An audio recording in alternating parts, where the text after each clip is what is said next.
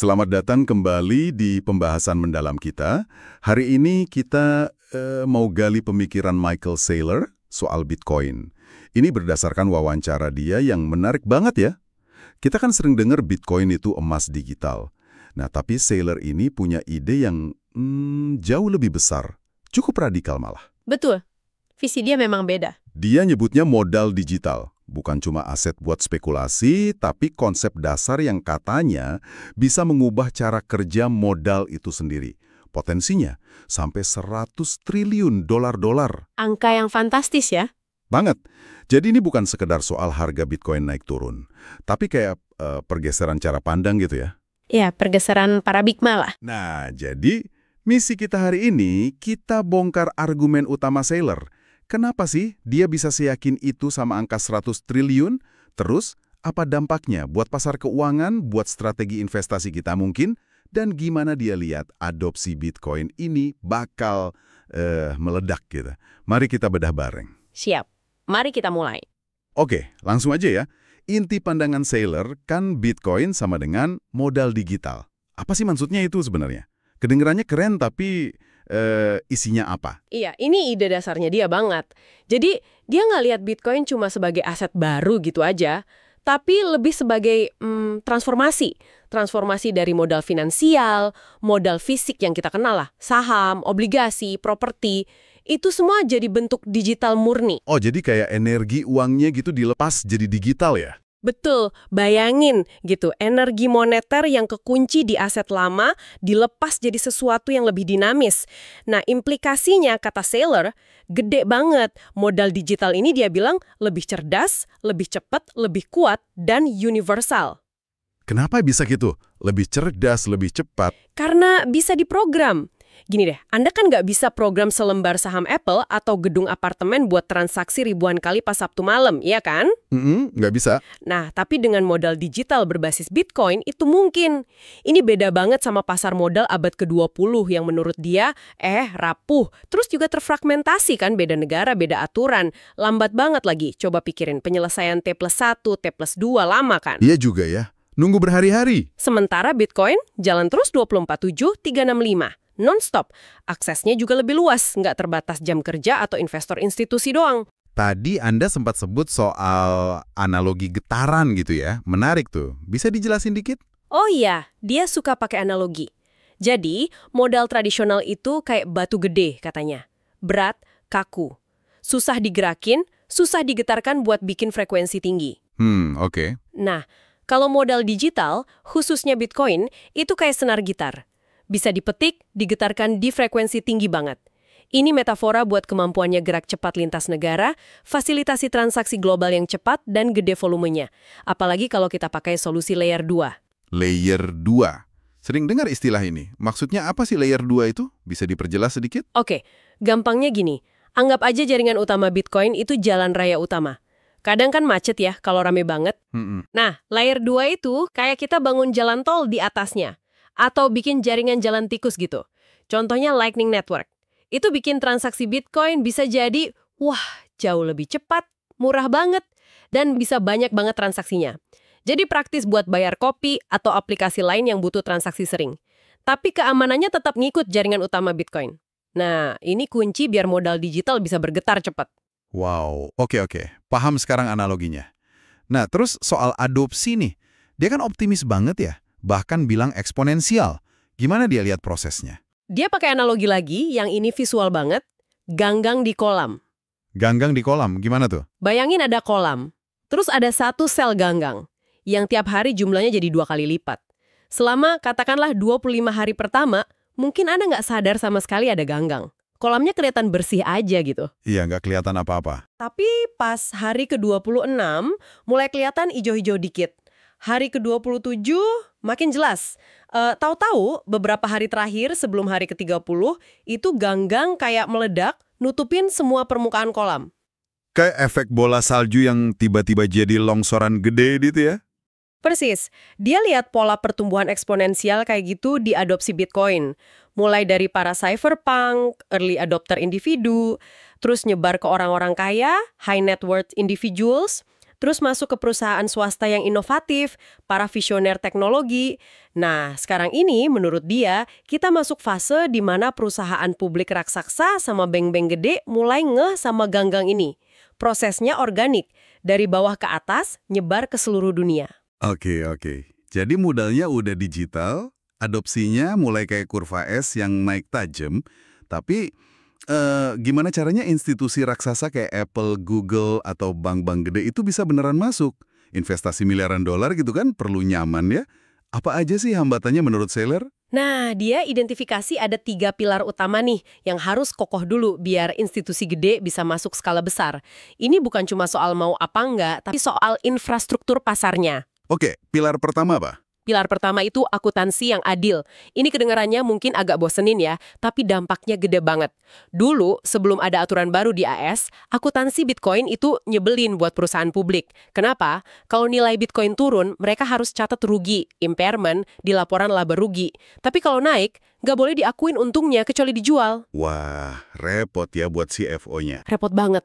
Bayangin tiap kuartal potensi lapor rugi gede, padahal asetnya mungkin lagi naik nilainya. Mimpi buruk kan? Nah, perubahan ke fair value accounting, akuntansi nilai wajar, yang bakal wajib di AS mulai Januari 2025, ini game changer. Ini bikin perusahaan bisa catat nilai Bitcoin sesuai harga pasar. Mau naik atau turun, langsung di neraca. Jadi laporannya lebih akurat, insentif buat manajemen juga lebih benar. Oke, jadi satu hambatan mulai kebuka nih.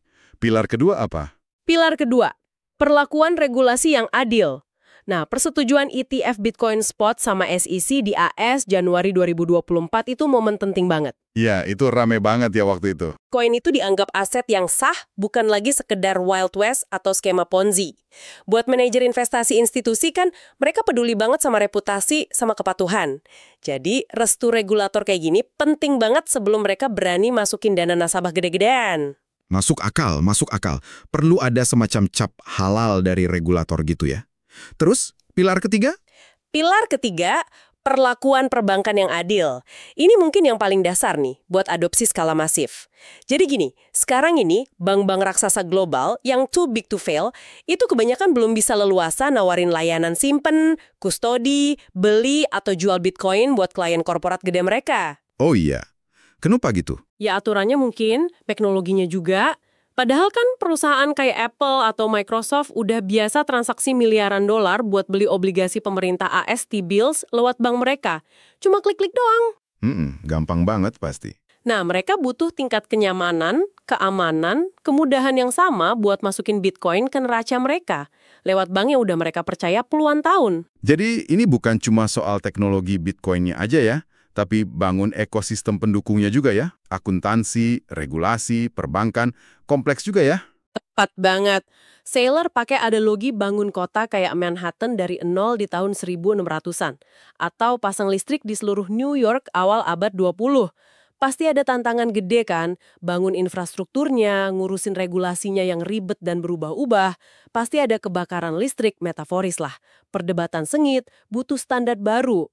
Tapi dia lihat ini bukan sebagai masalah, tapi sebagai peluang pembangunan besar-besaran yang lagi jalan. Oke, kita udah paham gimana institusi bisa masuk. Sekarang, pertanyaan berikutnya. Gimana sih dia sendiri atau saran dia buat orang lain kalau mau investasi Bitcoin? Pandangannya kan unik ya. Dia pernah bilang Bitcoin itu imbal hasil bebas resiko. Tunggu deh, bebas resiko. Itu kayaknya agak aneh gak sih denger Bitcoin bebas resiko? Maksudnya apa ya? Nah, ini pertanyaan bagus dan sering salah paham memang. Waktu seller bilang gitu, bukan berarti harga Bitcoin nggak bakal naik turun sama sekali. Ya jelas volatil banget kan? Iyalah, jelas. Maksud dia itu lebih ke kerangka berpikir dia sebagai seorang maksimalis Bitcoin. Jadi, dia netepin Bitcoin itu sebagai benchmark pribadinya, standar acuan, atau hurdle rate, tingkat rintangan yang harus dikalahin investasi lain. Dia pernah ngitung, pakai data historis ya, ini perlu dicatat, ini hitungan dia pribadi, bukan jaminan masa depan lo ya. Potensi imbal hasil tahunan rata-rata ARR Bitcoin itu tinggi banget, misal di angka 20%. Wow, tinggi ya? Nah, dari sudut pandang itu, semua investasi lain, saham, obligasi, properti, emas sekalipun, itu dianggap gangguan. atau biaya peluang. Kecuali kalau investasi itu bisa kasih imbal hasil lebih tinggi dari potensi Bitcoin ditambah premi resiko yang gede. Premi resiko. Iya, buat ngimbangin risiko tambahan dari aset lain itu. Misal resiko bisnisnya, resiko likuiditasnya, resiko regulasi spesifiknya. Mungkin premi resikonya 6%, 8%, atau bahkan 20% tergantung asetnya. Makanya ada kutipannya yang terkenal, satu-satunya hal yang lebih baik dari Bitcoin adalah lebih banyak Bitcoin. Ya karena itu Bitcoin jadi aset dasar buat dia. Oke. Jadi bebas resiko itu maksudnya standar acuan atau biaya peluang terendah di portofolio dia gitu ya? Paham. Terus strategi praktisnya gimana? Apa cuma suruh beli terus lupain? Nggak sesimpel itu juga, walau sabar itu kuncinya. Menurut Saylor ada beberapa cara nih, tergantung profil resiko, duitnya, sama tujuannya. Pertama ya, buat kebanyakan orang, cara paling gampang dan mungkin paling bijak ya beli Bitcoin terus tahan aja buat jangka panjang. Idealnya lebih dari 4 tahun lah, ikutin siklus halvingnya. Terus cuekin aja berita-berita naik turun jangka pendek. Matiin aja TV-nya, kata dia. Fokus nabung dikit-dikit. Oke, strategi hodl klasik ya. Iya. Kedua, pakai ETF Bitcoin Spot. Ini cara gampang dan terregulasi buat banyak orang, investor retail atau institusi kecil, biar bisa ikut ngerasain naik turunnya harga Bitcoin tanpa repot nyimpen sendiri. Biayanya juga kecil. Tapi ingat, ini nggak megang Bitcoin langsung, jadi ada risiko ke penerbit ETF sama kustodiannya, counterparty risk. Ada plus minusnya ya? Pasti. Ketiga, nah ini lebih berani. Leverage jangka panjang yang cerdas. Ini agresif dan beresiko ya. Gimana tuh caranya? Idenya, pinjem duit murah jangka panjang. Misal, sisa KPR bunga rendah dari dulu, atau utang perusahaan bunga tetap jangka panjang. Terus duit pinjaman itu dipakai beli Bitcoin. Tapi ada syarat penting banget dari seller. Utangnya harus beneran panjang, ideal 8 tahun plus, bunga tetap, bukan ngambang, dan paling penting nggak boleh ada margin call. Margin call. Maksudnya? Maksudnya, yang ngasih pinjaman nggak bisa maksa jual Bitcoin kita kalau harganya lagi anjlok. Nah, dia keras banget nentang pakai leverage gede buat trading jangka pendek yang ada risiko margin call. Itu katanya cara cepet buat bangkrut. Bodoh banget katanya. Wah, ngeri juga ya kalau salah langkah. Harus hati-hati banget ini. Banget. Keempat, ini lebih canggih lagi. Investasi di perusahaan operasional yang megang Bitcoin, kayak MicroStrategy. Ini perlu analisis dalam.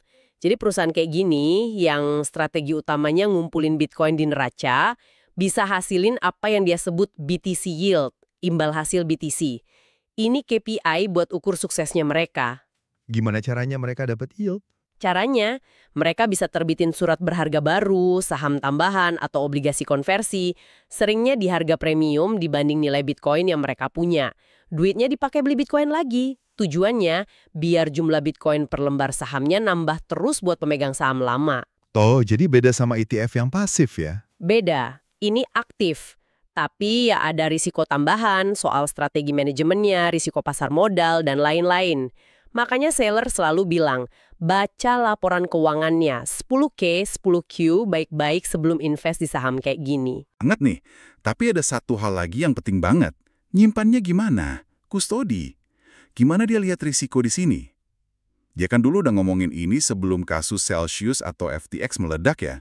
Iya, dia itu fokus banget sama resiko pihak lawan, counterparty risk. Kalau soal nyimpen Bitcoin, jauh sebelum kasus-kasus itu meledak, dia udah skeptis sama kustodian yang nggak jelas regulasinya, nggak transparan, apalagi yang nawarin imbal hasil yield tinggi nggak masuk akal. Dia pernah nolak tawaran mereka ya? Pernah, dia cerita pernah nolak Celsius, BlockFi, FTX, Genesis, karena menurut dia resiko platform itu bangkrut, counterparty risk, ketinggian. Dia bahkan ngitung resikonya bisa 25% setahun, gila kan? Dia lebih percaya sama lembaga yang teregulasi, diaudit, neracanya kuat. Tapi tetap, dia skeptis sama imbal hasil tinggi yang aneh, biarpun dari lembaga teregulasi. Pertanyaannya selalu, ini untungnya datang dari mana sih? Seringnya kan dari protokol DeFi yang rumit dan banyak resiko tersembunyi. Terus gimana soal konsep optionality atau pilihan dalam kustodian yang dia sebut? Nah, ini salah satu keunggulan Bitcoin menurut dia. Optionality itu artinya kita sebagai pemilik Bitcoin bisa mindahin aset kita dari satu kustodian ke kustodian lain. Atau bahkan pindah negara, pindah yurisdiksi, relatif cepat dan gampang. Contohnya gimana? Misal nih, Anda punya Bitcoin $1 miliar, disimpan di kustodian A di Singapura. Terus Anda ngerasa regulasi di sana jadi nggak enak. Atau nemu kustodian B di London yang layanannya lebih bagus atau lebih murah. Anda bisa pindahin itu Bitcoin dalam hitungan jam atau hari aja. Wah, cepet ya. Beda banget kan sama mindahin properti 1 miliar dari New York ke London. Atau mindahin emas fisik segitu banyak. Nah, kemampuan buat pindah-pindah ini bikin pasar kustodian jadi sehat dan kompetitif. Kayak Coke lawan Pepsi lah. Kalau satu naikin harga seenaknya, kita bisa pindah ke yang lain. Ini bikin biaya jadi wajar, layanan makin bagus. Plus, di banyak negara, mindahin antar kustodian gini seringnya nggak kena pajak. Makin fleksibel kan? Tapi bukannya nyimpen sendiri atau soft custody itu solusi paling aman buat risiko pihak lawan. Kan ada istilah, not your keys, not your coins. Bener banget. Dan Saylor juga ngakuin self-custody itu penting, itu fondasi, opsi terakhir lah di ekosistem Bitcoin. Bisa megang kunci sendiri tuh hak dasar. Tapi dia juga realistis banget. Self-custody itu butuh ngerti teknis, disiplin soal keamanan, terus mikirin warisan juga. Itu nggak praktis buat semua orang. Iya juga ya. Coba bayangin anak umur 12 tahun, atau kakek 85 tahun yang udah mulai pikun, atau perusahaan gede Fortune 500 ngurusin miliaran dolar aset digital, self-custody skala gede gitu malah jadi rumit dan ada risiko operasional sendiri. Jadi gimana dong solusinya buat mereka? Nah justru menurut dia, masuknya pemain institusi raksasa kayak BlackRock, Fidelity, bank-bank gede ke area kustodi yang terregulasi itu bakal jadi bagus. Mereka bawa standar keamanan yang jauh lebih tinggi, audit ketat kayak Sarbanes-Oxley, asuransi manajemen risiko yang profesional. Tekanan dari mereka juga bakal bikin kualitas layanan kustodian lain ikut naik. Dan lagi, institusi gede ini yang punya power buat lobby ke pemerintah biar regulasinya lebih jelas dan mendukung. Kayak usaha buat nyabut aturan SAB 121 di AS. SAB 121 apa itu? Itu aturan akuntansi yang intinya bikin bank jadi males banget nyimpen aset digital nasabah dalam jumlah gede. Karena syarat modalnya jadi berat banget buat neraca bank. Kalau aturan ini dicabut atau diubah, nah itu bisa buka pintu tol buat bank-bank gede akhirnya nawarin layanan kustodi Bitcoin massal buat klien korporat mereka. Oke, jadi setelah kita kupas tuntas konsep modal digital, jalan adopsinya, strategi investasinya, sama isu kustodi, apa nih kesimpulan besarnya? Artinya apa buat kita para pendengar? Saylor ini kedengarannya fokus banget ya sama satu hal ini. Iya, fokusnya luar biasa emang. Dia selalu balik ke ide utamanya. Bitcoin atau modal digital itu ide besar abad ini. Penemuan fundamental kayak listrik atau internet dikasih ke dunia sama Satoshi Nakamoto. Dia sering nyaranin buat rendah hati aja. Pakai analogi Napoleon yang udah sukses di Prancis, tapi terus nafsu naklukin wilayah baru, malah gagal. Pesannya, daripada kita sibuk nyari hal besar berikutnya buat nyaingin ide ratusan triliun dolar ini, mungkin lebih baik fokus bangun di atas Bitcoin aja. Maksudnya bangun di atas Bitcoin gimana? Ya banyak peluang bisnis di ekosistemnya, jadi kustodian yang bagus dan teregulasi. Bikin layanan keuangan baru berbasis Bitcoin, misal pinjaman pakai jaminan Bitcoin. Bikin alat analisis data on-chain yang canggih, jadi bankir investasi yang bantu perusahaan lain adopsi Bitcoin. Bangun solusi layer 2, masih banyak lagi lah. Fokus masang pipa dan kabelnya aja buat ekonomi modal digital ini. Oke, itu buat bisnis. Kalau buat kita-kita, individu biasa. Nah, buat individu, pesannya lebih simpel sih. Fokus utama kita ya di laporan laba rugi, P&L kita aja, kerjaan, karir bisnis kita. Jadi, yang terbaik di bidang kita, dapetin penghasilan bagus. Terus, di sisi neraca, aset kita, ya pertimbangkan baik-baik buat alokasiin sebagian tabungan jangka panjang ke Bitcoin.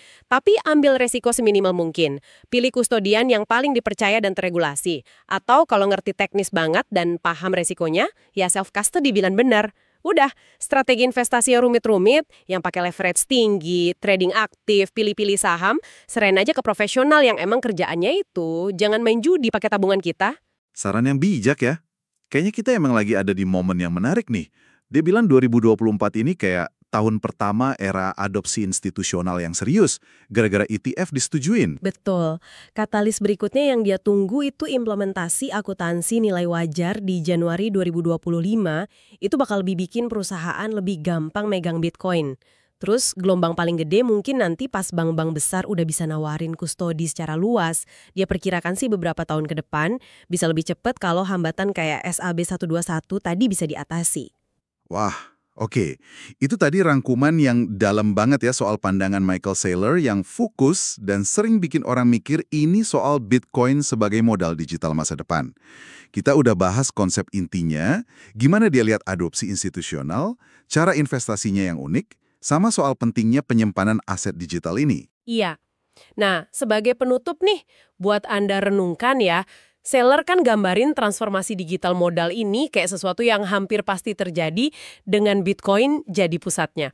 Kalaunya gede ya, pergeseran ini beneran terjadi dalam skala global kayak yang dia bayangin di dekade mendatang, gimana dampaknya nanti? Bukan cuma ke dunia keuangan, tapi ke hakikat kepemilikan aset, privasi finansial, cara kita semua individu, bisnis, nyimpan dan kirim nilai lintas negara.